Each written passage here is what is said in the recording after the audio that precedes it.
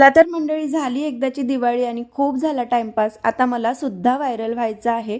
तर इथे हिवाळ्याची सुरुवात झालेली आहे, त्यामुळे सगळेच्या सगळे आम्ही स्वेटर घालून निघालो मार्केटला जाण्यासाठी. आणि मार्केटला जाता जाता जो पाणीपुरीचा ठेला येतो, तिथलं पाणीपुरी खाल्ल्याशिवाय मार्केटमध्ये काही घुसावंसं वाटत नाही. त्यामुळे मस्त अशी पाणीपुरी एन्जॉय केली आणि त्यानंतर पोहोचलो आम्ही स्पोर्ट्सच्या दुकानात, कारण स्मितूने केलेले आहे स्पोर्ट्स जॉईन.